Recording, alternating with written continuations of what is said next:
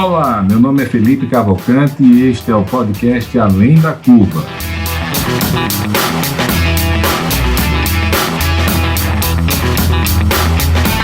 Uma realização da DIT Brasil e da Match Academy.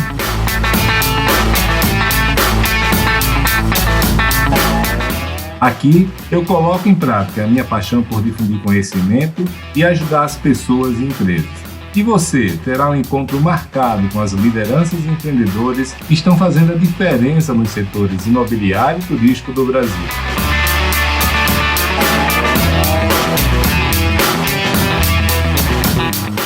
Você já conhece a DIT Brasil? A DIT é a entidade de atuação nacional nos segmentos de comunidades planejadas, loteamentos, desenvolvimento urbano, multipropriedade, time-sharing e investimentos imobiliários.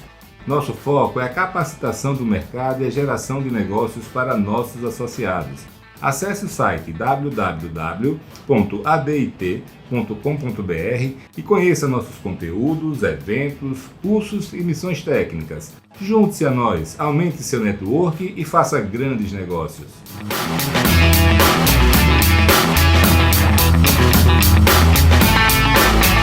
A Match traz para o Brasil um novo conceito de união entre conteúdo de qualidade, network e geração de negócios. Temos como objetivo ser uma nova plataforma para o mercado imobiliário brasileiro, onde os players do setor poderão ter acesso a informações, se conectar e captar recursos para empreendimentos. Temos uma ampla gama de soluções para o funding imobiliário, fruto de uma sólida rede de relacionamento com os principais gestores de recursos do Brasil. Com o movimento Somos Cidade, a Match está contribuindo para difundir o papel positivo do setor privado no desenvolvimento urbano e a importância de tornar as cidades mais acolhedoras para as pessoas. Através dos podcasts Além da Curva e Somos Cidade, produzimos conteúdo de altíssima qualidade sobre o mercado imobiliário brasileiro. Com os grupos Masterminds, incentivamos o network e a troca de experiências práticas entre empresários e executivos, dentro de um ambiente de transparência e colaboração entre os participantes. Acesse o site www.matx.com.br e conheça um pouco mais sobre nós.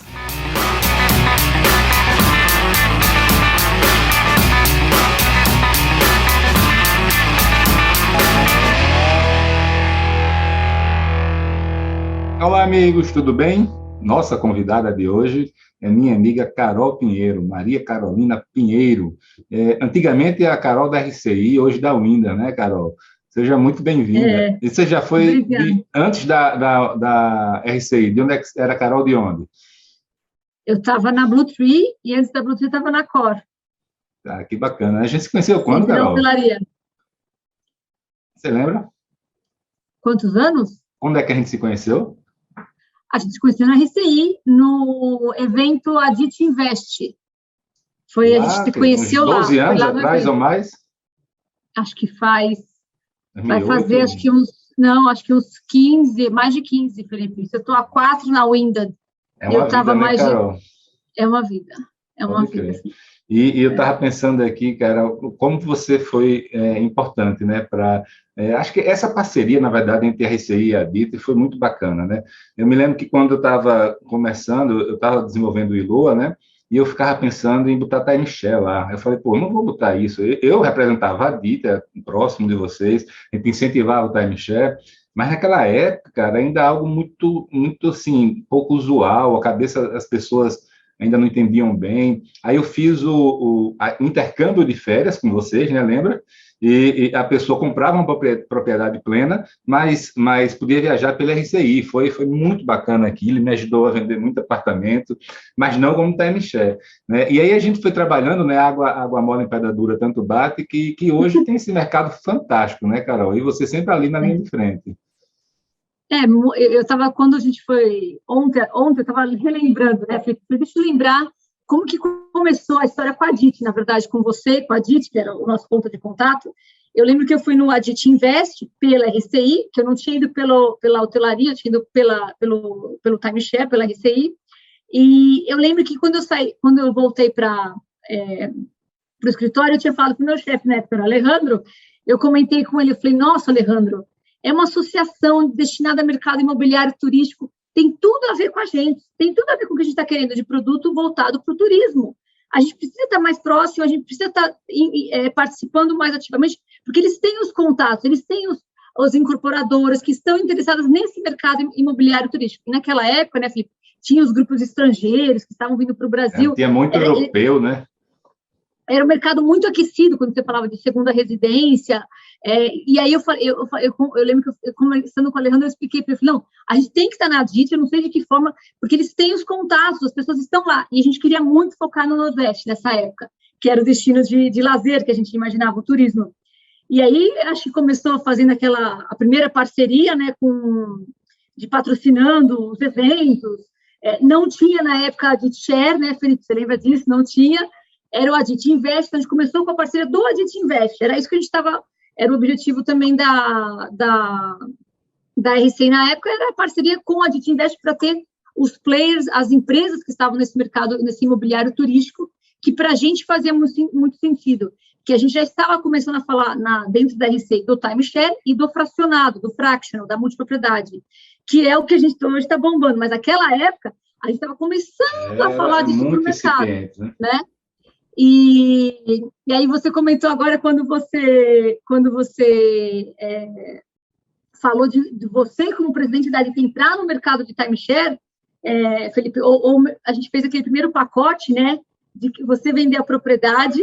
E isso, hoje, Felipe, originou um produto super importante que a RCI vende, que é aquele pacote de experiência das primeiras férias, que é o FDI, First Day Incentive, que ela lança, mas, na verdade, tudo nasceu da ideia do seu produto do Iloa, vendendo os apartamentos e a gente colocando certificados de semanas para as pessoas poderem vender. Então, assim, realmente, na época, lá, o que a gente criou para o Iloa é o que originou hoje. Para todos os produtos de multipropriedade em construção, eles vendem os pacotes de certificados de férias para a pessoa usar durante a construção. Para a pessoa usar enquanto a obra está sendo feita, né? Que é fundamental isso. Fundamental. É fundamental e é o que faz realmente a pessoa continuar pagando, acreditando no produto.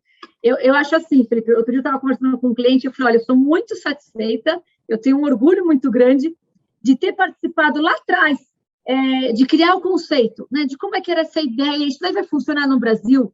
Eu lembro que as pessoas perguntavam, mas isso aqui não tem lei, ninguém vai fazer isso, imagina se o incorporador vai entrar nesse negócio. Não, as pessoas não confiam, no Brasil não dá certo, né? Não, o timeshare ainda está muito no início no Brasil. Eu lembro de todas essas conversas das pessoas falando tudo isso, aí nós passamos por aqui, para passar a credibilidade para o mercado, a ter os players que hoje existem realmente, você vê nos eventos como existem as pessoas. E hoje eu estou numa fase que é interessante, porque estou na fase da operação de tudo isso, quer dizer, tem que funcionar. E foi bacana, né? Que você pulou mudou o chapéu e foi para a operação, né? Total. Não, e assim, Felipe, tudo aquilo que você criou, né, que você imaginou, está dando certo na operação, no dia a dia, que é agora que a gente está fazendo, que a Windows faz, é a operação desses hotéis de multipropriedade.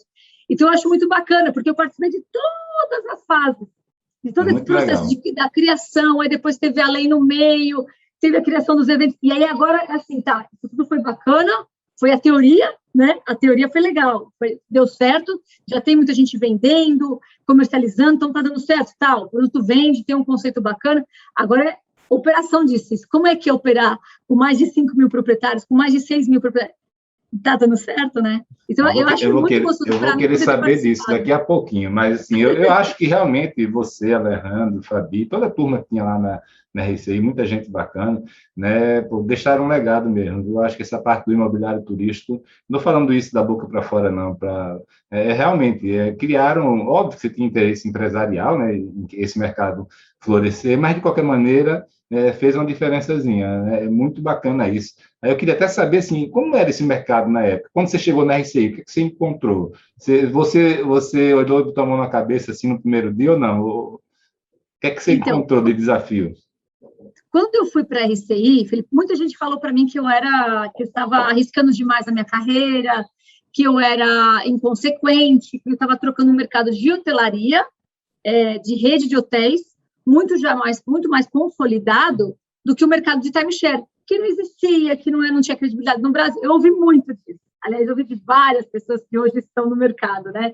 Mas eu ouvi muito isso das pessoas falando, não, que eu era inconsequente, que eu estava arriscando demais, que não era o correto.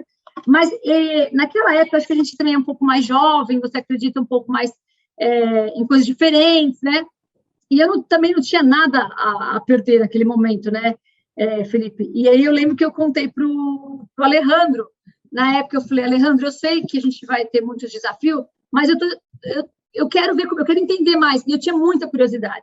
Na época, Felipe, eu já estava estudando a questão do timeshare para um hotel da Blue Tree, na época que tinha, que os investidores estavam pedindo. Então, eu me interessei pelo assunto, comecei a estudar mercado lá fora, eu vi que já acontecia muito mais avançado do que no Brasil, e aí sempre vinha a questão, o brasileiro não compra isso. Aí a gente pegava os números do brasileiro comprando um monte disso lá fora, porque ele não comprava no Brasil. Perfeito. Então, acho que foi essa visão. Acho que eu tive realmente uma ideia inicial que ia ser muito mais fácil, Felipe, eu realmente achava. E eu lembro até hoje, eu nunca deixo de contar.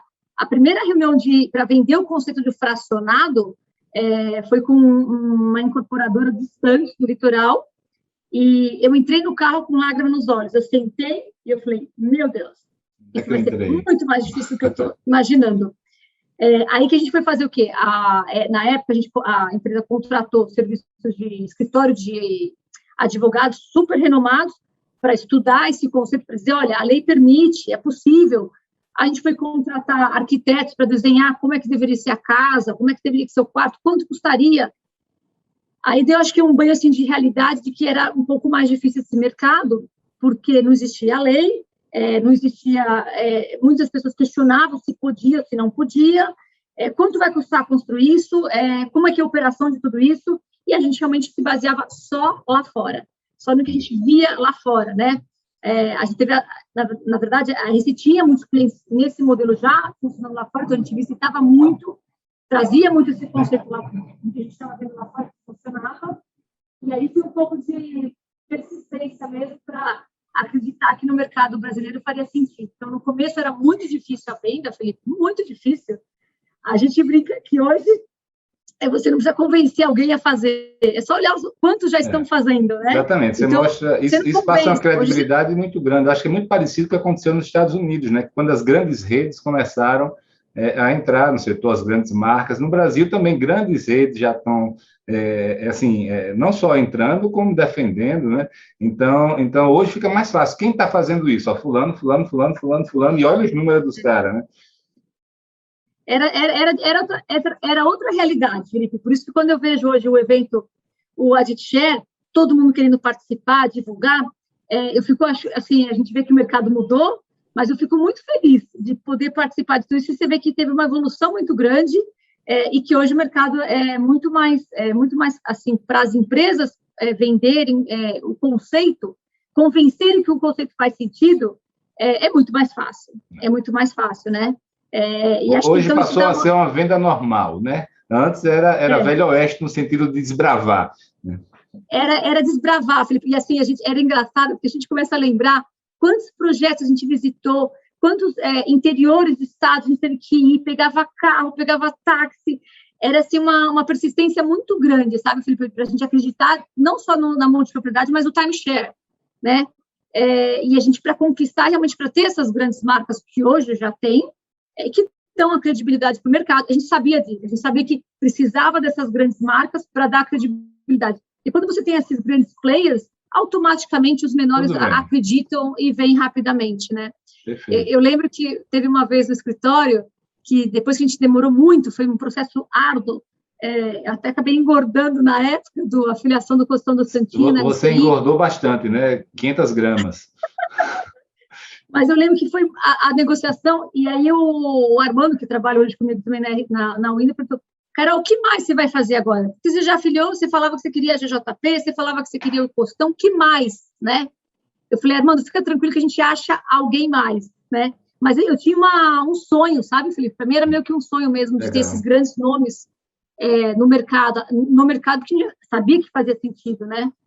E aí, quando você vê o quanto eles estão vendendo, né? Muito nossa, que gostoso, que orgulho para a gente poder. Eu me lembro, Carol, que a gente olhava para o lado, a gente não olhava somente para México, Estados Unidos, não. A gente ficava olhando para a Colômbia, para Argentina, né? Oh, meu Deus, olha como os caras lá, né? Hoje em dia, rapaz, eu acho que somando tudo deles não deve dar uma operação daqui, eu acredito. Não, hoje em dia é eles que olham para a gente, Felipe, É, nesse mercado de multipropriedade, de timeshare, eles que olham para o mercado brasileiro, né? legal. E até os números, né, quando ia apresentar, o Brasil era sempre embaixo. Aí agora já Baixinho. é outra situação, né? Eu me Então, lembro que, acho que é muito. eu me lembro que vocês faziam as suas apresentações assim, de crescimento do Brasil em percentuais, a quantidade de brasileiros que compram, assim, umas coisas dessas, assim. Em números absolutos, a gente ainda ficava bem atrás da turma. Hoje não, né? Hoje a situação é outra, é impressionante. O que eu É estou achando outra. mais bacana, sabe, Carol? Eu acho que tanto da parte de vocês como da DIT, a gente fez um trabalho muito bacana de conscientização, né? Porque a gente sempre teve um medo muito grande desse mercado estourar, né? Assim, você vê, tem mercados como a Europa que hoje você não, o produto não existe, né? Assim, é muito pequeno. E no Brasil não, a gente nunca teve nenhum grande problema. Aí eu queria assim aproveitar isso para saber, primeiro, por que que o produto não tinha tanta credibilidade há 15 anos atrás e por que hoje a gente conseguiu fazer com que ele tenha e que a gente conseguiu que os bons players ficassem aqui realmente no mercado. Como é? Eu sempre digo, eu não vi ainda um incorporador fazer só um projeto e desistir, não fazer mais nenhum, né, Felipe? As pessoas fazem o primeiro, o segundo, vão avançando. Eu acho que assim, tinha um questionamento muito grande, Felipe, primeiro da questão de, pela parte da legislação, se era possível realmente fazer isso, né? E tinha preocupação do que acontece depois, na operação, que é o que nós estamos vivendo hoje. Tinha essa preocupação, ainda tem essa preocupação, né? Hoje eu falo de uma maneira assim muito tranquila e muito consciente, Felipe. Se você vai ser o grande desafio das empresas, vai ser essa operação realmente, porque realmente é uma operação muito mais trabalhosa, muito mais delicada você fazer, porque você não tem 100 proprietários de apartamentos, tem muito mais, tem 5 mil, 6 mil, nós temos projetos muito grandes. Então, você tem que ter um cuidado na operação muito maior, vai ser muito maior, né, que isso.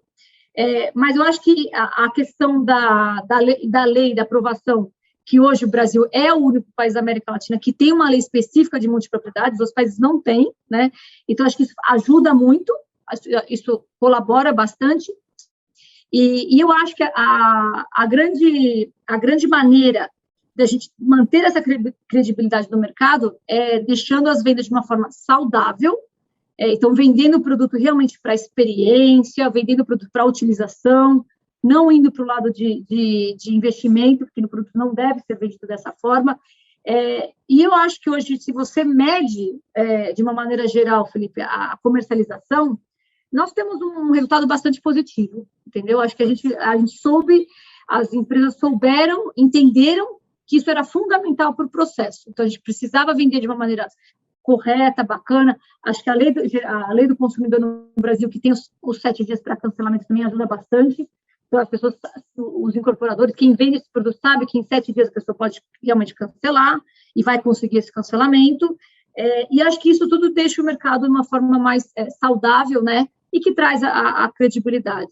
Claro que quando as marcas grandes entram, as incorporadoras de nome que já estão entrando, já estão analisando esse tipo de mercado, vai ser muito mais fácil ainda, vai dar mais credibilidade ainda. Mas eu acho que o mercado hoje, se você analisa, eu acho que o Brasil soube manter a comercialização dessa maneira, de uma forma coerente com o mercado, de uma forma saudável. E acho que hoje essa transparência que tem, transparência, não sei se é transparência, mas essa facilidade dos players, deles se conversarem e buscar uma informação com uma outra empresa, quanto que você está praticando de cancelamento, nossa, o meu está muito alto, de ter um pouco essa troca de informação, que eu acho que onde você consegue muito isso é através da associação, da DIT, do AditShare, do evento, que acho que isso é fantástico, que quem está lá está em busca de informação, quer conhecimento, você consegue realmente ter uma importância do mercado e deixar ele de uma forma que mantém... A gente sempre falava para os vendedores, né? Sempre falava, vamos manter a credibilidade do mercado. Na hora da venda, vamos prometer o que nós vamos entregar. E a gente percebe isso nitidamente hoje na operação. Né, mas eu acho que isso que você falou, assim, entregar o que prometeu, acho que é a grande raiz. O entregar significa, primeiro, conseguir concluir a obra, né? Que o grande medo nosso é sempre assim, uma obra que fique inacabada, né? E depois que a experiência do produto seja seja boa, né? Então, assim, eu me lembro, assim, apesar de ser presidente da DIT, eu sempre fiquei, assim, preocupado com o setor de multipropriedade, defendia tudo, fiz tudo que tinha que ser feito, porque eu tinha receio que de uma hora para outra você tinha alguns players que nunca tinham tido experiência anterior com isso, muito menos naquela escala de 500 a 1.000 apartamentos, e que tinham que construir, venderam, né, 1.000 apartamentos, 500, mas tinham que construir, já era um grande desafio. Né? Segundo, tinha que construir e entregar uma boa experiência para o cliente. Eu nunca me esqueço do dia que eu liguei para minha esposa, eu estava em Gramado, e eu fui para a Olímpia. Primeiro, em dezembro de 2018 foi aprovada a lei da multipropriedade, isso já deu uma segurança. Aí, em fevereiro, março de 2019, eu fui para a Olímpia, visitei os empreendimentos que estavam prontos, já fiquei muito impressionado, porque eles estavam preocupados realmente em entregar uma boa experiência, e de lá eu fui para Gramado, cara. Quando cheguei lá, me hospedei no hotel de vocês lá, e aí a primeira coisa que veio à cabeça é o seguinte: poxa, dá para fazer uma coisa de qualidade, né? Porque o hotel lá da Olinda é muito arrumadinho, muito bem feito, né? Um padrão superior. Aí eu liguei para minha esposa e lá disse: ó, meu amor, vamos entrar nesse negócio aí, porque realmente agora eu acredito que ele pode ser uma coisa bem feita, né? E é isso, né, Felipe? Agora a gente está, eu acho que a gente tem que se preocupar com essa fase da experiência, da entrega do produto realmente. Eu acho assim, se você analisar de uma forma geral o mercado brasileiro, é um resultado super positivo, Felipe, super positivo. Tem algum caso que deixou de comprar, mas aí o outro grupo foi lá e assumiu, comprou, fez aquisição. Então, acho que assim, a gente teve bons resultados no mercado brasileiro, e acho que por isso que acaba sendo um modelo de sucesso, né? Agora, Eu acho Carol, que a gente tem que você está falando consciência. isso tudo, eu estou pensando o seguinte também, outra coisa aqui, me desculpe me interromper, mas veio na cabeça uma coisa: o papel que vocês tiveram nas duas leis, né? A gente está falando da lei de multipropriedade, e na lei de multipropriedade, você que encabeçou todo o processo com o Caio Cofá, né? Você que era coordenadora do grupo, que uniu todos os concorrentes numa mesa para contribuir, para fazer. Eu nunca me esqueço dos primeiros textos que o Marcelo Terro fazia, mostrando as dificuldades, né, que tinham que ser superadas na lei. Eu falei: meu Deus do céu, é bronca. E fora isso, até antes de mim, né, vocês na RCI conduziram o processo também na Lei Geral do Turismo, que incluiu o timeshare na Lei Geral do Turismo. Você pode contar para a gente essas duas experiências aí, como é que foi? Então, a RCI, né, Felipe, a gente sempre teve muita consciência de que qualquer regulamentação iria ajudar muito o mercado, e iria favorecer o mercado. E na Lei Geral do Turismo, por exemplo, que citava o timeshare, já nos ajudava bastante, e lá deixava expresso e claramente que você só podia vender timeshare se o produto estivesse pronto, já construído. Então, isso ajudava muito. Então, por quê? Teve realmente problemas no passado, as pessoas venderem diárias de hotéis de algo que não existia, né? Então, era uma compra, vamos dizer, um contrato mais fraco, você comprava diárias de um hotel que não existia. E isso realmente gerou, teve alguns probleminhas no mercado brasileiro, inclusive, não é da nossa época, mas foi antes, a gente aprendeu com isso. Então, a gente sabia que era importante ter esse tipo de regulamentação. Então, a Lei Geral do Turismo, ela deixava muito claro, lá falando que você só pode vender timeshare, que eram diárias de forma antecipada, desde que a pessoa fosse proprietária do ativo, tivesse a posse do imóvel. Então, por exemplo, se ela tivesse um contrato de 10 anos de arrendamento, ela não poderia vender um contrato de 20 anos de diária. Entendi. Então, ajudava isso. E tinha que estar pronto. Então, acho que isso, sim, foi fundamental para o timeshare, porque isso realmente deixou só realmente proprietários de hotéis que tivessem condições de fazer esse tipo de venda de produto, né? Legal. O Brasil, Felipe, a gente tem que ressaltar aqui, a grande sacada do Alejandro, na época da RCI, foi criar as empresas de comercialização. Isso realmente foi super importante, porque era a única maneira do mercado crescer. A gente não conseguia crescer com um comercializador. Então, essa questão da RCI sempre apoiar os vendedores, os comercializadores, através de treinamento, através de conhecimento, de premiação. Até hoje, na RCI tem o Top Seller, que é um evento para reconhecer o Top Seller é fantástico, né, Carol? Então, isso foi fundamental, Felipe, porque era a maneira de o mercado crescer, ter as pessoas que vendiam e vendiam de forma correta. E hoje existe isso. Hoje os comerciantes vendem de forma correta. Então, isso era fundamental para o mercado, né? Então, para o timeshare, isso foi super importante. E aí, na lei da multipropriedade, quando o Caio me chamou, na verdade, a ideia do Caio era justamente essa. Carol, chama todo mundo para participar. chama todos os clientes, os concorrentes, por quê? Só assim que a lei vai sair de uma forma apoiada por todos, né? Claro que, além de ter o apoio de todos, teve um apoio financeiro, né, Caio? Felipe, eu tive que realmente, eu brinco, que eu passei o chapéuzinho recolhendo de todo mundo para poder realmente arcar com os honorários dos advogados, tudo isso. Então, assim, e eu lembro, Felipe, eu lembro claramente, eu ligava para as pessoas, para os advogados, para os proprietários, vai ter a reunião terça-feira que vem, é importante, você tem que participar, você não vai, seu advogado pode ir? Eu ligava, Felipe, eu ligava. Eu me lembro. Você, não só para a lei de multipropriedade, mas eu me lembro da energia que você colocava no próprio Adit Share, né? O Adit Share é você ligar para todo mundo, tem que ir, muito bacana isso. Né? A sua energia realmente é contagiante, Carol. Porque, Felipe, hoje, quando a gente fala do Adit Share, mas assim, acho que você teve a ideia, eu lembro que você começou o primeiro evento, acho que tinha 40, 50 pessoas, numa microsala, né, Felipe? Não tinha... no Rio Quente, não foi? Não tinha palco, não tinha nada. Eu me lembro, sabe qual era a ideia? A gente estava no Adit Invest, e no Adit Invest você tinha uma palestra, no máximo 2, sobre timeshare. Multipropriedade nem existia na época. Então, eu falei, está na hora da gente criar um evento específico sobre timeshare. Aí a gente fez, na verdade, uma missão técnica para o Rio Quente, e não sei se foi para Caldas Novas também, mas Rio Quente de certeza. E lá a gente fez um seminário de um dia. Daí nasceu o Adit Share, que é o monstro que é hoje, né? O Adit Share, eu falo para todo mundo, assim, muito claro, Felipe, foi a sua visão, foi o seu jeito visionário de falar, peraí, acho que dá para fazer um evento disso. Eu lembro até que não partiu da RCI fazer o evento para isso. Você falou, não, acho que dá para a gente fazer através da Adit. E o primeiro evento, acho que não tinha 50 pessoas, Felipe.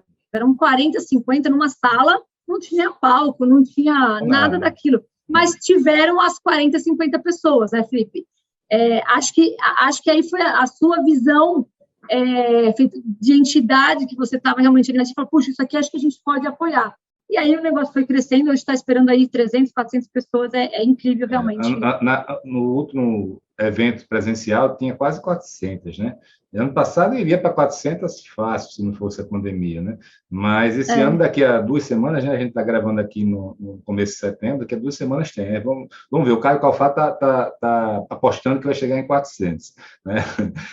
Eu acho que vai, a gente tá, e vai ser bacana, porque a gente tem mais histórias para contar agora, né, Felipe? Tem mais gente no mercado, tem mais fatos para você divulgar, então acho que o evento vai ficando cada vez mais encorpado de informação. Carol, né? Agora vamos começar a falar do seu outro chapéu aí, né, cara? Você ajudou a criar essa indústria no Brasil, como você falou, você foi para a Winda, né? Eu queria que você explicasse agora, para quem está nos ouvindo, o que é a Winda e como foi esse processo seu de imigração para lá. Na verdade, acho que foi, parece que não, Felipe, mas era um processo, acho que talvez um pouco natural, porque em 2018, era uma única empresa, um único grupo nos Estados Unidos, com ações na Bolsa de Nova York, chamava Winda Worldwide. E em 2018 aconteceu um spin-off dessa empresa, ela continua com capital aberto, e hoje ela se transformou em 2 grandes empresas. Uma que ficou a Winda Hotels and Resorts, que é a empresa que eu estou puro, 100% só hotelaria, gestão de hotelaria e franquias de marcas hoteleiras. Hoje a Winda é a maior franqueadora de marcas do mundo. E o outro braço ficou, na época, a Winda Destination, que hoje trocou de novo para Travel and Leisure, mas também totalmente voltada para a parte de intercâmbio de férias, com todas as marcas que eles tinham, inclusive o timeshare da Winda. Então, assim, a empresa se separou. Nesse spin-off, que foi em 2018, naturalmente, existia um grupo de pessoas que era o corporativo desse grande grupo, ele teve que rachar ao meio, dividiu, e aí essas empresas, a hotelaria principalmente, começou a precisar de muita mão de obra, de muitos colaboradores para formar esse corporativo novo da Winda na hotelaria. Perfeito. E aí acho que foi um pouco natural, muitas pessoas que estavam na época na RCI acabaram migrando para essa empresa que é a Winda Hotels and Resorts, principalmente na área, na nossa região, na América Latina e Caribe, que eram pessoas que já conheciam esse mercado, já atuavam nesse mercado. Então, hoje eu trabalho, por uma sorte grande, com pessoas que já eram meus pares também na RCI. Então, legal, uma facilidade, né? Porque você pessoas que você já conhecia, já convivia, já confiava, né? Foi uma transição bem suave, né? O pessoal, o vice-presidente jurídico também era da RCI, tá? É hoje meu Rodrigo? na UIM, o jurídico. É o Rodrigo, não? Não, o Rodrigo continua na RCI, era o Humberto Orreda, era o chefe da área de jurídico da RCI, passou para a Winda, o financeiro, que era da RCI também, América Latina, passou para a Winda, então eu trabalho assim, com pessoas que a gente já conhece, e conhece o mercado, acho que isso era importante, né? E isso aconteceu, Felipe, há 4 anos atrás, quando a Winda Hotelaria teve esse spin-off, e na época o Alejandro foi contratado para criar essa unidade que é a América Latina e Caribe. Essa unidade não existia por si só, ela era toda em conjunto com outras, mas foi uma decisão estratégica da Wyndham Hotels and Resorts em fazer a expansão internacional. Não só América Latina, mas também para a Europa, para a Ásia, para outros mercados. Então, ela cresceu muito grande, ela fez uma expansão muito grande em apoio de escritórios corporativos, de colaboradores, realmente, para fazer essa expansão dos mercados, fora dos Estados Unidos, sair dos Estados Unidos. E, Carol, uma curiosidade que eu tenho, quais são as diferenças? Você é responsável pelo desenvolvimento da Wyndham na América Latina, né? Então, você lida com todos os países da América Latina. Quais são as diferenças assim, do Brasil para a Argentina, para a Colômbia, para Chile, para México, para o Caribe, ali, em termos de hotelaria? Eu realmente tenho essa curiosidade de saber. Eu acho assim, Felipe, a cultura é muito semelhante. Em que aspecto? Na questão da negociação. Então, a cultura latina, ela tem uma questão de você se aproximar muito do cliente, então você almoçar... Virar amigo, né? Então, isso daí eu posso dizer que isso é muito próximo, né? Claro que sempre respeitando, Felipe, algumas culturas locais. Então, por exemplo, na Colômbia você jamais pode falar a palavra não na negociação. No México, quando eles não vão falar não, mas significa que eles não vão fazer. Então, assim, tem muitas características bastante individuais de cada país. Mas como a gente tem equipe própria nos países, então, assim, as pessoas que negociam em cada país, elas estão vivendo no país, fica muito mais fácil para a gente, claro, porque as pessoas vivem a realidade daquele país, elas conhecem a realidade. Então, é possível por causa disso. Então, assim, a cultura tem esse aspecto de ser mais calorosa, de chamar para almoçar, ele quer que você vá visitar, ele não quer só falar com você por telefone, não, vem me visitar, vem conhecer aqui meu projeto, vem conhecer... Então, assim, ele tem isso similar. Bem parecido, né? É bem parecido, e acho que isso, para uma brasileira, isso facilita muito, né? A gente não tem medo de visitar, de jantar, a gente não tem esse receio, para a gente isso é comum, né? Isso é normal. Que talvez para alguma cultura americana ou até asiática, isso não é normal, isso não é comum, né? Então, isso facilita muito. Por outro lado, a gente vive uma região com diversos países com leis totalmente diferentes, aplicações de impostos, cada país tem as suas regras, a sua legislação, então você não pode, às vezes, copiar muito os modelos, para cada país é diferente. Então, a gente tem que ter uma equipe corporativa muito presente e analisando muito esses mercados. Então, tem apoio de muitas empresas aí que estudam esses compliance, as auditorias de cada país, para a gente poder atuar em todos eles. Porque aumenta a coxa de retalhos, né, Carol? Outro dia, uma coxa de retalhos. Outro dia eu comentava assim, não, imagina, como que uma empresa americana como a Wyndham quer operar no Brasil, tem escritório, tem empresa, a gente tem escritório, tem CNPJ, a gente pode ser sócio ostensiva. A gente aprovou tudo isso. Não foi de um dia para outro, Felipe, foi ao longo de um tempo, foram muitas análises, muitos investimentos, e sempre precisamos ainda evoluir, sempre, mas assim, só de ter uma fato de uma empresa americana ter aberto, e a gente não tem só no Brasil, a gente tem sede em outros países, tem México, Argentina, Colômbia, a gente tem sede nos países. Então, a gente paga os impostos dos países, a gente aceita a legislação do país. E quando falam para mim, não, no Brasil é muito complicado entender o que é condotel, entender o que é uma SCP, eu falei, o Brasil está fácil.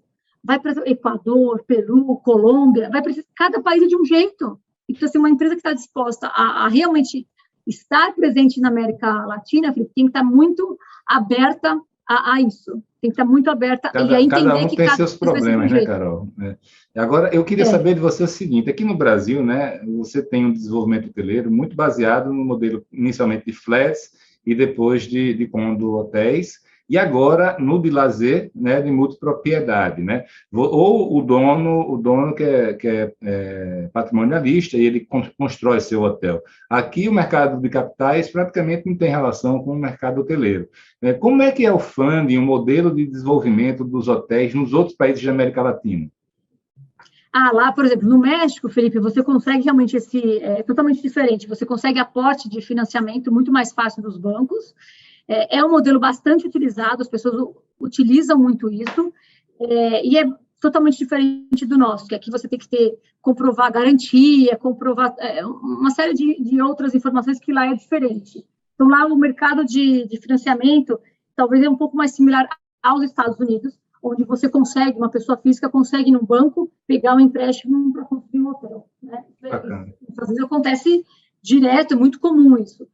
No México, talvez um pouco mais fácil, e quanto mais você desce vindo para o Brasil, fica um pouquinho mais desafiador.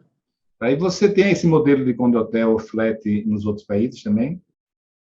Você sabe que a gente está conversando sobre isso, mas não existe a questão de uma lei específica de condo-hotel, como tem hoje, por exemplo, aprovado numa CVM aqui no Brasil.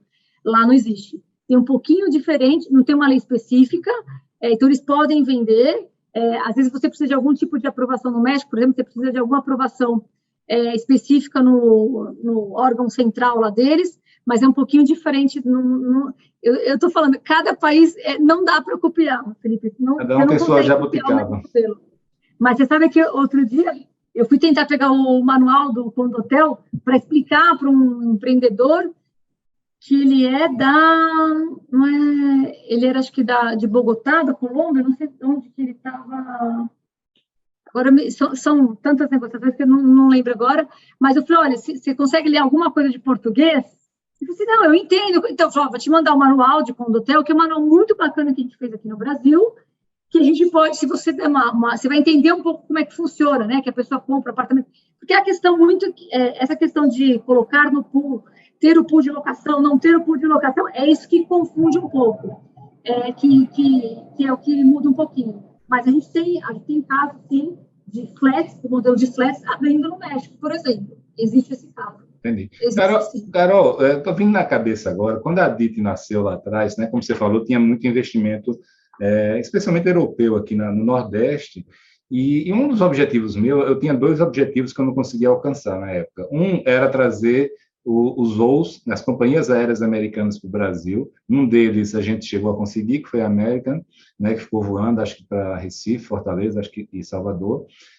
Mas também queria trazer as redes internacionais. Então, eu sempre trazia as asiáticas, tipo Six Sense, Ben & Tree, conversava com eles sempre. As americanas, a gente chegou a fazer um evento, não sei se você estava nele, com um embaixador americano no Cabo Santo Agostinho, o presidente mundial da Staud Hotéis, todos os EPs globais de desenvolvimento das redes americanas. Foi muito legal. Mas a gente nunca conseguiu ter sucesso. Eu mesmo, como empresário, quis fazer com uma rede hoteleira das principais, né, aí, americanas, e, cara, não deu, porque era muito leonino o contrato, era em inglês, o fórum era lá nos Estados Unidos, né, a tropicalização não existia, né, eles queriam realmente copiar e colar. Eu queria saber de você o seguinte: por que essas redes hoteleiras tiveram ainda tem tanta dificuldade de entrar no Brasil? Porque você vê, olhar o mapa do Brasil, não tem nada de rede hoteleira instalada aqui. E por que vocês acham que podem fazer diferente e o que é que vocês estão fazendo diferente para cobrir essa lacuna aí? Felipe, eu não acho. Eu tenho certeza que nós vamos fazer diferente, já estamos fazendo diferente.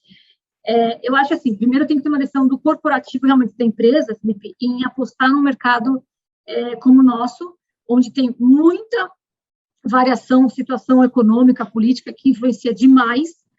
E para isso, para uma empresa, para um corporativo de uma empresa entender isso, é muito difícil, sabe, Felipe? difícil entender como pode ter tanta oscilação. O que acontece muito na nossa região, quando um país está melhor, o outro está pior, aí o outro entrou em crise. Assim, é natural isso, né?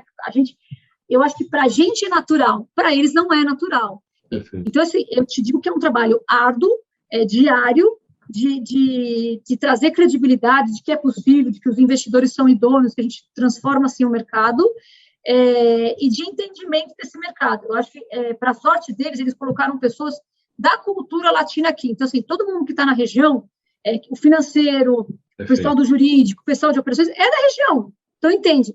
Acho que seria difícil demais você trazer uma pessoa de fora, de outro país, para entender essa realidade. Acho que não tem. É muito complicado. Agora, tem que partir, eu acho que assim, Felipe, dá muito mais trabalho. É mais fácil desenvolver nos Estados Unidos? É muito mais fácil, Felipe. É muito mais fácil. Eles já sabem o modelo, eles já sabem o histórico. Vou te dar um exemplo, Felipe. Nos Estados Unidos, eles têm acesso à relação dos donos de todos os hotéis num clique na tela. Eles conseguem saber de hotel de rede, de hotel independente. Então, assim, você imagina fazer novos negócios num país que você tem na sua tela o telefone e o contato do dono de hotel, que é uma informação pública isso. No nosso mercado não é nada público, né? Então, é muito mais fácil fazer lá. O que eu acredito é que assim, tem que ter uma decisão estratégica realmente da empresa, de que existem oportunidades nesses países, que talvez vai dar um pouco mais de trabalho e vai custar um pouco mais de investimento inicialmente, vai realmente, e tem que investir. Tem que investir esperando um retorno a longo prazo. Não é trazer um diretor para um país, ficar aqui fazendo novos negócios, depois não vai conseguir, entendeu? Por isso que quando a gente realmente fez essa decisão de estar no México, tem um corpo, tem funcionários na empresa, investindo, apoiando porque ninguém quer falar, quando você vai negociar aqui no Brasil, a pessoa não quer falar com o americano, não quer falar não quer falar espanhol, quer falar em português, quer falar com a nossa língua, quer falar com alguém que entende, que sabe o que está acontecendo. E acontece isso nos outros países igualzinho. No México é a mesma coisa, na Argentina é a mesma coisa. Não quero falar com uma pessoa que não entende a minha realidade. Você entendeu? Então, assim, eu quero falar com alguém que sabe o que eu estou vivendo, que entende, que sabe, que eu consigo explicar isso. E acho que, assim, para uma empresa internacional entender isso, é apostar realmente nesse corporativo local. Você tem que ter um escritório aqui, você tem que ter pessoas que entendam. Tem que ter o escritório, né? E tem que ter pessoas que entendam, que você possa falar da mesma situação. E isso a Wyndham já fez, ela fez isso já faz há 4 anos, quando ela tomou essa decisão de vir para o país. Os contratos nossos hoje são todos na língua local, então se você vai assinar no México, você vai assinar em espanhol, se você vai assinar na Argentina, vai assinar na Argentina, se você vai assinar no Brasil, você vai assinar em português. Então, assim, a gente avançou já muito, a gente entende todas essas... Eu acho que a hotelaria evoluiu muito, né, Felipe? Antigamente, as redes internacionais impunham muitas regras, muitos valores que os nossos mercados, não só o Brasil, mas os outros mercados, não aceitam. Quando você pega uma diária de um hotel do Brasil, é totalmente diferente de uma diária dos Estados Unidos, né? Então, assim, não dá para você contratar, talvez, um gerente geral por aquele valor que se contratava antigamente. Não é a realidade. Não é a nossa realidade. A nossa realidade é em reais. Então, assim, imagina, cada país tem a sua moeda. Então, essa é a realidade de cada país. E acho que a empresa tem que entender um pouco isso. E quando ela entende, a gente sempre... É interessante, você estava falando com o nosso financeiro, todos os recursos que a gente pediu financeiros para aporte, nos hotéis, nas negociações, a gente nunca recebeu um não. Até agora, a gente nunca... Na região toda. Por quê? Quando a gente leva para o corporativo essa solicitação, a gente coloca muito embasamento, muita informação, muita pesquisa, muitos dados, que aí eles ficam mais confortáveis em falar, puxa, vou tomar essa decisão de uma maneira talvez um pouco mais confortável. E tem confiança envolvida, né, Carol? Tem muita confiança, eu acho que quanto mais passa o tempo, mais confiança passa. Tem uma questão também de todos os colaboradores estarem entendendo que você precisa talvez mostrar mais informação para o corporativo, para dar uma tranquilidade maior, um conforto maior para eles aprovarem um projeto. Então, assim, cada projeto é incrível, mas ele é aprovado um a um. Então, você tem que explicar o que é, quem é o dono, você conta a história de quem é o dono, quem é a pessoa, o que ele já fez, o que ele não fez, por que nós estamos negociando, aonde que é esse local. Então, assim, a gente talvez dê um pouco mais de trabalho, né? É um esforço maior. Por isso que a gente tem que trabalhar muito para poder isso. Mas eu tenho certeza que a Wyndham está apostando nesse mercado como oportunidade, ela entende que tem muitas oportunidades nesse mercado, E a gente, como essa flexibilidade de marcas, que são 21 marcas, Felipe, a gente consegue colocar marca econômica, marca de luxo, marca lifestyle, isso ajuda muito. E a gente entender, acho que realmente acho que o entendimento de cada país é fundamental. Esse é o nosso papel, e a gente faz isso, por isso que a gente tem sido feito recordes aí de conversões de hotéis, porque a gente consegue escolher a marca que mais combina e converter aquele hotel para aquela marca e fazer realmente dar certo, né? Carol, mas com uma equipe de apoio por trás, né? Lógico. Eu queria saber isso, assim, como é que é a estratégia de vocês aqui? Vocês vão crescer por qual caminho? Você vai querer converter hotel? Você vai querer fazer multipropriedade? Você vai querer comprar alguma rede, consolidar? Qual é lazer ou é business? Conta para a gente aí o que é que vocês estão pensando. A gente teve a gente não tem nenhuma distinção, Felipe, de corporativo ou lazer, para a gente o que a gente quer crescer são com as nossas marcas no país. Então, a gente não é uma exigência nossa de que a gente tenha que administrar os hotéis, não. Queremos ter empresas parceiras que operem os hotéis com nossas marcas. Isso já acontece muito em outros países. Então, a gente tem acordos realmente em outros países que são operadoras que já buscam hotéis para colocar nossas marcas, e aí vão para 5, 6, 7 hotéis com a nossa marca, isso já acontece. Então, a gente quer desenvolver esse modelo para o Brasil, a gente quer trabalhar dessa maneira realmente, de ter empresas operando nossas marcas. O que acontece é que em algumas negociações, em alguns momentos, o empreendedor pede, não, mas eu só quero se a Wyndham administrar, não, mas eu não quero contratar outra empresa, eu quero só se for vocês. E aí, dependendo da situação, da localização, do projeto, a gente pode fazer a gestão. No caso de multipropriedade, nós já estamos lá, quando nós entramos na operação de Gramado, do Wyndham Gramado Termas Spa, do Wyndham Olímpia Royal, nós já estamos na operação de 400, de 960 apartamentos. Então, a gente já tem o dia a dia, a gente já presta conta, a gente já sabe como funciona. Então, acabou sendo um pouco de modelo para outros projetos de multipropriedade. A gente já assinou até agora 2, estamos assinando mais 3, até o final a gente espera anunciar também lá na DeedShare.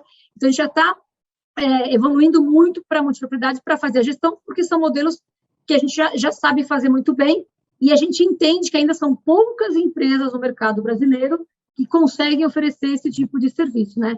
O nosso serviço vai agora, o começo... O que me chamou a atenção, assim, desculpe interromper, é que vocês começaram pelo mais difícil, né? Assim, por multipropriedade, acho que pela familiaridade, talvez, que vocês tinham, né? Com os players, com o mercado. Mas, cara, as outras administradoras hoteleiras ou não querem ou não sabem fazer isso, tá? Algumas estão tentando agora entrar.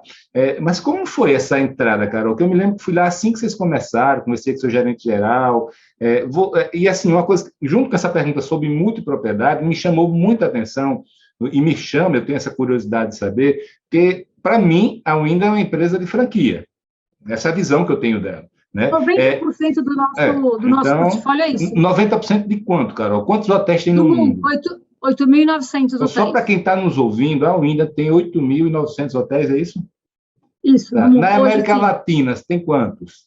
225. Pronto. Então, assim, 90% desses 8.900 são franquias. Então, assim, me chamou muita atenção o fato de vocês começarem no Brasil com multipropriedade e administrando, ou seja, não é o DNA de vocês em nenhum dos dois casos. Como foi essa decisão? Foi coisa que tinha no pipeline e ela vai se manter?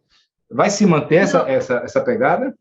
Quando a Wyndham fez esse investimento, Felipe, na expansão na América Latina, ela comprou uma rede da Argentina, que era a rede Splendor Hotels, que é dona da marca Dazzler Splendor. Então, quando ela comprou essa empresa na Argentina, ela trouxe com ela bastante hotéis já que essa empresa fazia gestão. Então, tinha uma experiência, tinha um corporativo já apoiando a administração de hotéis desde a Argentina. Então, um corporativo grande, com muitas pessoas... Essa Wyndham tem a mania, né, de deixar a Argentina como a sede da América Latina. Na RCI, ficava lá muita coisa, né? A Telemarketing, acho que é no Uruguai, eu acho. Aí comprou lá uma rede de hotéis, devia ter comprado aqui, cara, o Brasil. Eu me lembro que o Alejandro chegou a morar na Argentina, não foi? Não, ele não chegou, mas a gente ia bastante porque ficou um escritório importante para a gente quando comprou a empresa. Aliás, ainda hoje é importante esse escritório. Nós temos muitos hotéis que são gerenciados, que essa empresa já fazia a gestão. E nesse momento, realmente, a Winda não comprou só os contratos, ela comprou a empresa. Isso. Ela comprou os funcionários, todo o pacote da empresa realmente. E aí, Felipe, quando ela comprou, então, existia um know-how na América Latina, na nossa região, de gestão hoteleira. Hoje, o DNA continua sendo franquia, a gente quer crescer com franquia. O que aconteceu com esses 2 projetos de multipropriedade, talvez você falou que vocês começaram pelo mais difícil, acho que sim, mas também a gente acreditou numa oportunidade, né? A gente já vinha do mercado de multipropriedade, lembrando que muitas pessoas do nosso corporativo da Wyndham migraram da RCI para o mercado da Wyndham Hotelaria.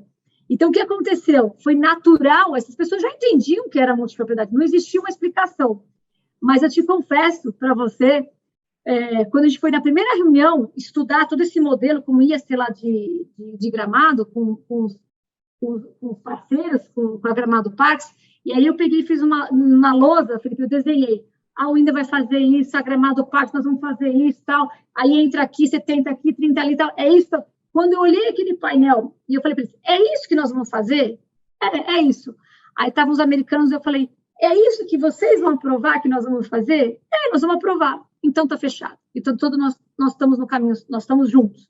Se é isso tudo que nós estamos falando aqui, é possível a gente fazer? Então, a Wyndham ser sócia ostensiva, a Wyndham ter CNPJ, a Wyndham vai... É isso, nós vamos aprovar isso? Vamos. Então, está fechado, vamos para cima.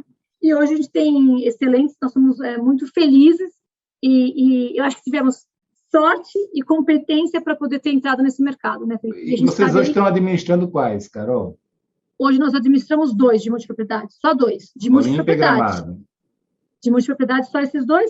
E a gente deve fechar até o final do ano, Felipe, a gente já fechou mais 2 agora, que a gente vai estar anunciando, e acho que até o final do mês mais 3.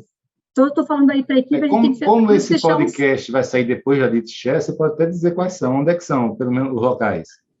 Não, a gente vai anunciar na DeepShare, eu não posso, eu tenho medo de vazar, Felipe, não pode. Mas o que já está assinado, que a gente assinou, né, foi Carol? Penha. Tentei, né? Não, a gente já assinou, em Penha já está oficialmente assinado, Penha, e em Bento Gonçalves. Então, a gente tem mais aí algumas novidades aí, até o dia 30, lá na DeepShare, a gente vai fazer o grande anúncio. Ô, Carol, e vocês fazem aporte nos hotéis? Como é que você faz? Vocês disponibilizam recursos? Então, a gente não é que toda negociação tem a questão do aporte, né, Felipe? Mas a gente, dependendo do empreendimento, da localização, do tipo do hotel, a gente realmente faz aporte. Tínhamos aportes aí programados para serem pagos durante a pandemia. Fiquei muito honrada de a gente ter cumprido todas as datas. Quer dizer, então, independente do que aconteceu no mercado, nós honramos todos os pagamentos previstos em meio à pandemia. Então, para a gente é uma tranquilidade muito grande que, sim, dependendo da negociação, a Wyndham realmente faz o aporte para trazer o negócio. Não é para todo projeto, não é toda localização, mas conforme cada caso, sim, podemos. Carol, eu sempre pergunto isso para o Abel, lá da Accor, né? Você falou aí das marcas que você tem, que aí consegue ter flexibilidade para ajustar para cada produto, né? Mas, por outro lado, Carol, 2 perguntas. Primeiro, não é marca demais, não. As redes hoteleiras hoje têm muita marca, não é só a Wyndham, nem a Accor. 21, nós temos então, 21. A Wyndham deve ter mais do que isso, né? A Accor, por exemplo. Mas como é que é isso na prática? Assim, vocês definem para uma determinada região priorizar tais marcas? E como e um brasileiro, por exemplo, qual é a percepção de valor dele? Porque eu percebo que muitos brasileiros, classe média, até classe média alta, não conhecem muito essas redes internacionais. Como é que vocês superam isso? Com certeza. Hoje, Felipe, todas as 21 marcas que a gente trabalha, todas elas têm a assinatura by Wyndham. Então, é Ramada by Wyndham, Days Inn by Wyndham, então a gente sempre coloca a assinatura do by Wyndham, porque isso foi comprovado que para buscas de internet, site, isso foi muito importante, teve um crescimento muito maior de buscas, então é importante. Agora, a gente não desenvolve as 21 marcas para todos os países, não. A gente tem estabelecido aí de 6 a 7 marcas por países, que são as marcas que já estão existentes naquele país, e a gente quer concentrar essas marcas. É claro que, de vez em quando, a gente traz uma marca nova. A gente está trazendo agora uma marca de luxo nova para o Brasil, que a gente quer desenvolver, mas, assim, não é que a gente não tem como se trabalhar ainda no nosso mercado, não é a nossa estratégia estar trabalhando com as 21 marcas, por enquanto, na região. Então, a gente tem lá escolhido por país quais são as concentrações de marcas que a gente quer trabalhar. E tem desde segmento econômico, mid-scale e luxo. Então, você consegue... Quais são as prioritárias no Brasil, Carol? No Brasil, nós estamos muito fortes com Wyndham Garden, Ramada Encore, Trip by Wyndham e Days Inn by Wyndham. Você pode explicar para a gente qual é o foco de cada um?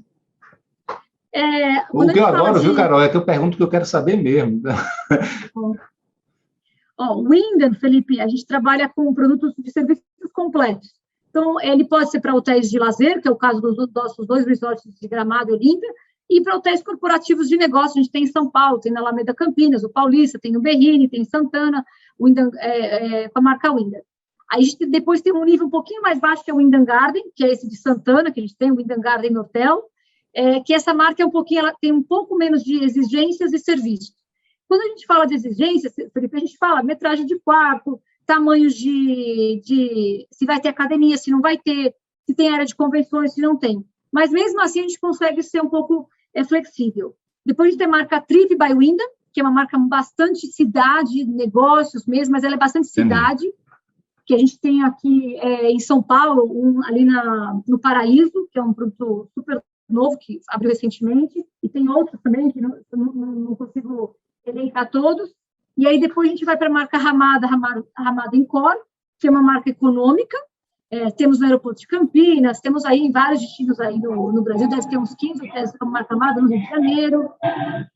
E depois a gente vai para a marca Beijinho, que aí é uma marca econômica.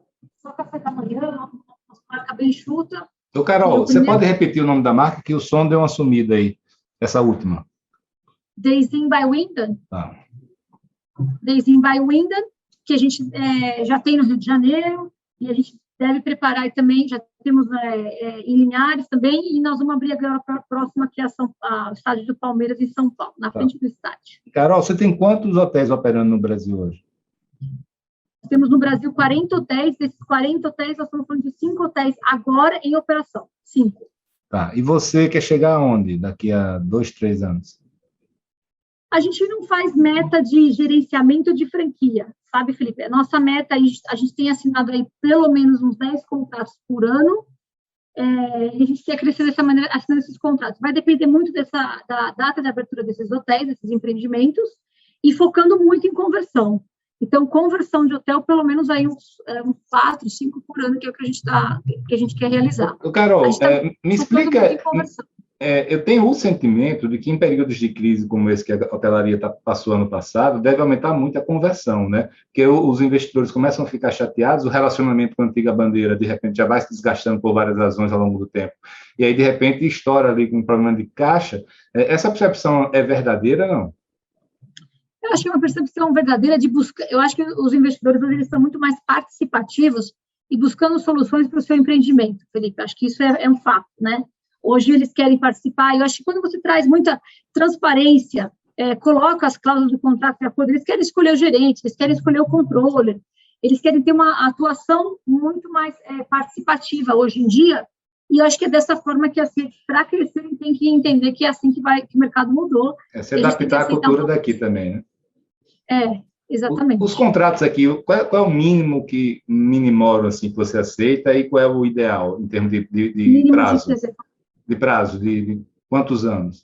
Então, Felipe, depende muito de negociação, assim, do quanto a gente almeja aquele projeto, deseja aquela negociação. A gente costuma ser o mais flexível possível, porém, ainda temos algumas regrinhas por empresa de capital aberto nos Estados Unidos. Então, a gente prefere assinar contratos de longo prazo, com uma janela de saída aí, talvez no 5º ano, para a pessoa poder tomar a decisão de sair sem nenhuma multa. Mas, por princípio, a gente quer assinar contratos de longo prazo. A gente entende que a hotelaria não é um contrato de um... Eu sempre falo assim, Felipe, se assinar um contrato de 1, de 2 anos, você não vai fazer nada pelo hotel e nem a empresa vai fazer nada por você. Porque se ela tem um contrato que a qualquer momento ela sai, não vai ter um esforço muito grande para ficar naquele empreendimento, entendeu? Então, é um pouco isso que tem que tomar um pouco de cuidado. Eu acho que tem que ter regras de que não pode acontecer, se acontece aquilo, isso, tudo bem. Mas não pode sair, agora eu não quero mais brincar disso, quero sair. Aí acho que não é favorável, porque você precisa de um tempo para trabalhar, para divulgar, para vender. Não é de um ano, é muito mais que isso. Eu só lamento, Carol, que vocês não estavam aqui ainda em 2013, né? Não sei se você se lembra, eu tive 2 problemas seríssimos lá no meu resort, né, com 2 administradoras, tive que ir para dentro para administrar, virei hoteleiro na marra, mas é uma pena. Agora, Carol, antes da gente terminar, eu queria fazer uma perguntinha que eu tenho muita curiosidade. Você está botando a mão na massa em 2 resorts enormes de multipropriedade, tá? Me diz aí, como é o dia a dia administrar os principais perrengues, os principais aprendizados de lidar com milhares de condôminos? Nós aprendemos muito ao longo desse tempo, Felipe. Eu acho que, primeiro, muita transparência. Então, a gente informa muito os proprietários, não só os condôminos, mas como os polícias, quem deseja estar no pool de locação. Então, muita informação. A gente tem o jornal do polícia, o jornal do condômino, a gente informa as ações que são feitas, informa as diárias, informa a ocupação, a gente está com muita informação. Acho que esse é o ponto de partida. 2, equipe de alto nível. Equipe competente, gerente que entende das coisas, controller que sabe fazer os números, acompanhar gastos, receita. Só para você ter uma ideia que eu acho interessante, a gente tem indicadores desses hotéis como se fosse de um grande resort. Então, eles medem quanto gasta de energia por apartamento ocupado, quanto gasta de amenities por apartamento disposto. Assim, é muito indicador que você mede para você realmente ter a certeza que está tendo o melhor resultado daquele empreendimento. Então, assim, equipe competente, equipe profissional, para trazer todo esse conhecimento e fazer realmente a coisa certa. Eu sempre gosto de lembrar, às vezes até os clientes questionam, mas vocês exigem auditoria no hotel? Sim, mas não são vocês que operam? A Wyndham opera e ela se audita. Então, assim, acho que esse é o fator fundamental. Isso tudo vai gerando confiança, né? Gera confiança. Eu realmente aprendi, né, administrando, eu aprendi na marra, né, Carol? Então, assim, eu aprendi que, de um lado, é transparência, tá, para gerar confiança, e qualidade do serviço. Tem que ter e, obviamente, rentabilidade, né? Quando você não tem, aí não tem jeito, né? Mas muito bacana, Carol. Agora, tem alguma historinha aí algum perrengue muito grande que vocês passaram nesses anos aí, não? Eu acho que foi muita evolução, Felipe. Agora mesmo, a gente está nos contratos novos que a gente faz previsão de fundos que a gente não fazia, a gente aprendeu que podem ter cancelamentos, negociações, então, como é que fica essa situação? Assim, tem muitas situações operacionais que a gente aplicou nos contratos novos. A gente sabe, por exemplo, hoje, quanto mais cedo a gente entrar no projeto, menos custo vai ser depois da operação. Então, a gente quer entrar o mais cedo possível no projeto com a nossa análise de realmente de experiência operacional para a gente poder custar menos depois, ter um custo menor.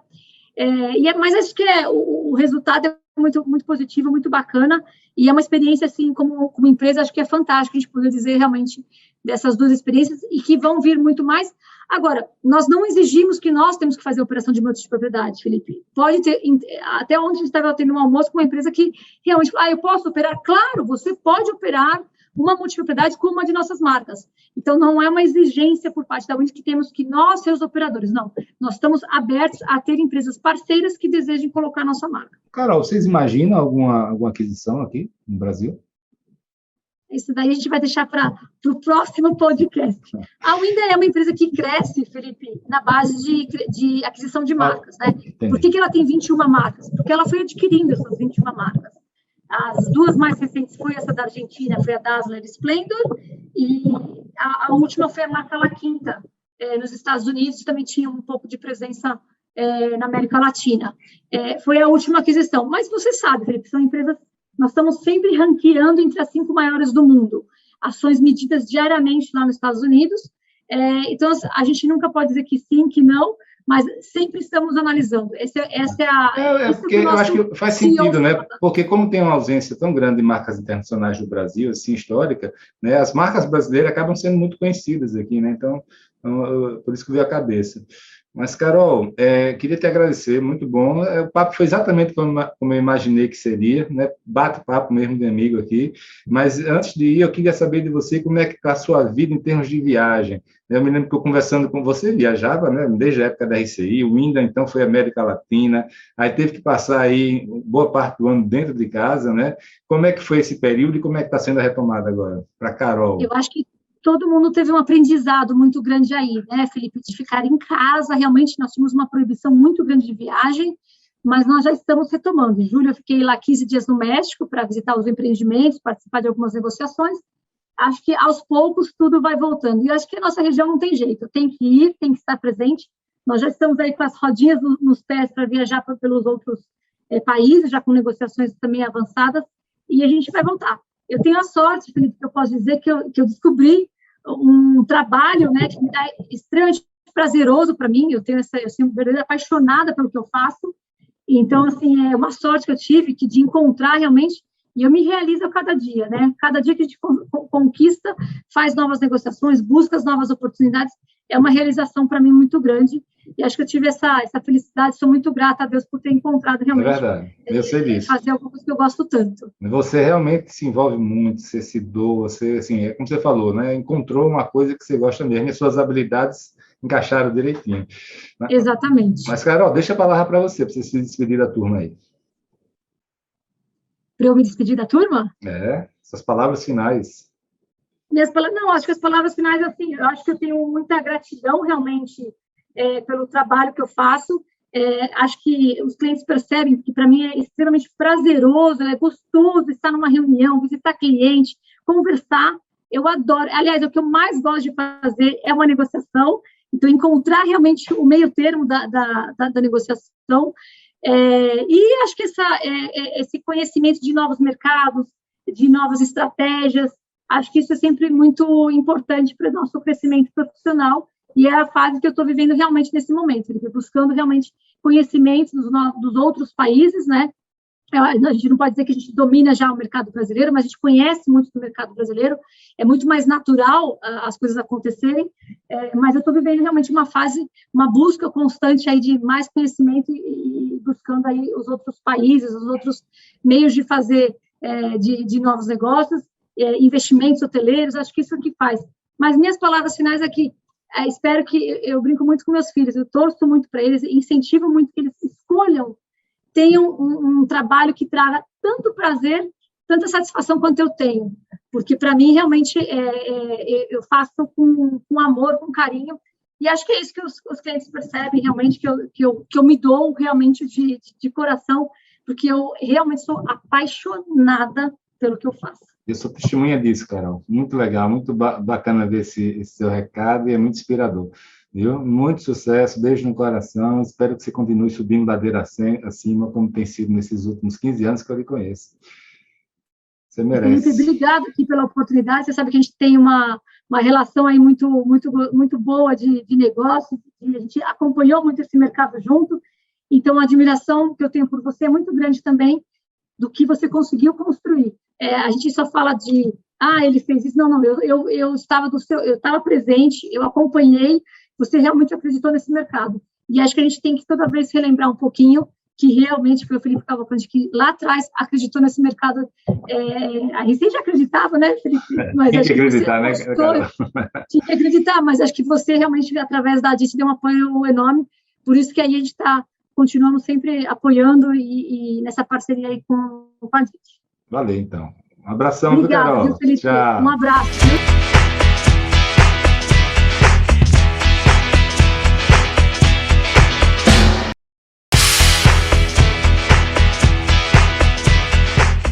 Pois é, amigos, termina aqui mais um podcast Além da Curva. Quem quiser ficar por dentro das ações e novidades da ADIT Brasil, pode visitar o site www.adit.com.br. E quem quiser conhecer mais sobre os grupos Mastermind e as soluções de funding da Match Academy, pode acessar o site www.matx.com.br.